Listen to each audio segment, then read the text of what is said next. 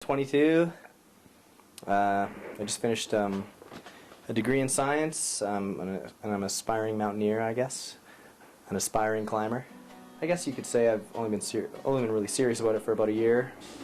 But I mean, my whole life I've been into the outdoors, and I've been hiking since I was probably about 5 years old. And then I went through my sort of teenage years, kind of, partying and not really wanting to hang out with my parents too much. Then sort of during university, my dad kind of suggested that we go on this trip to Switzerland. So yeah, we went to Switzerland. Ever since then, I've pretty much just been spending my weekends kind of in the mountains, and I've been training and sort of working towards goals and stuff.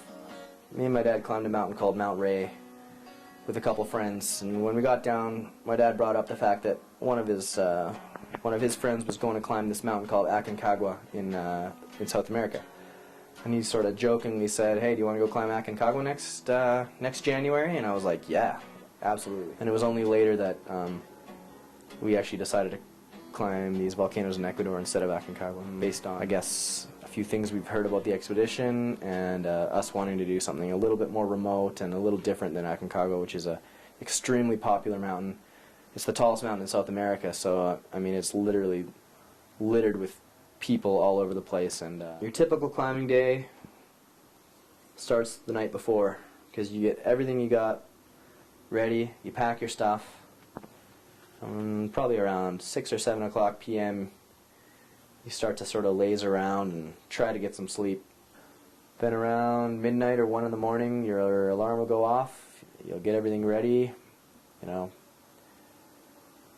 put your headlamp on and get all bundled up because it'll be cold in the middle of the night. And you get moving in the dark. On Rainier we got moving at about 2 in the morning.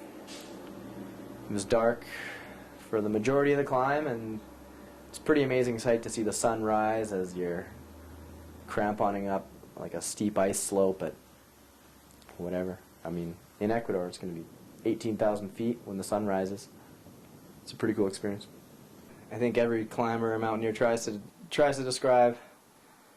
It's definitely a feeling of freedom and accomplishment. But it's kind of hard to put it into words. It's funny. You put yourself through a lot on a climb like that, and it's not all glorious and this amazing feeling. You also feel tired, and there's times when you want to give up and all that sort of stuff. And it's sort of like in one day you can actually set a goal for yourself, and you can actually complete your goal in a day. And there's not too many other things in life that I think you can just sort of set a goal for that day or that afternoon and actually it be something as cool as standing on the top of a mountain. So there's all the good feelings, but there's bad days in the mountains too. When we were on Rainier, we got up to Camp Muir at 10,000 feet. It was a complete whiteout. We could barely see, the rope ahead of me just sort of extended away and disappeared into the mist. I could barely see my rope team ahead of us.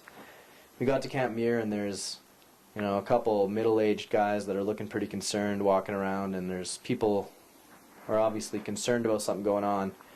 And we actually learned that a guy had gone missing up at around 13,000 feet on Rainier, and this guy had gotten into a high altitude situation, and he kind of lost his head, and they never found the guy.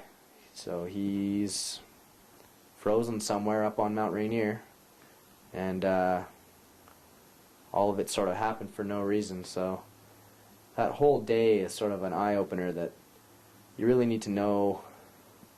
You really need to know what you're doing. Yeah, there's definitely been some self-realizations.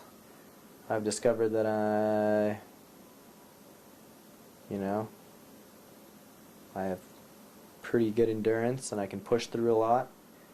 I've learned a lot about kind of my ability to make good calls in the mountains. I haven't really regretted much.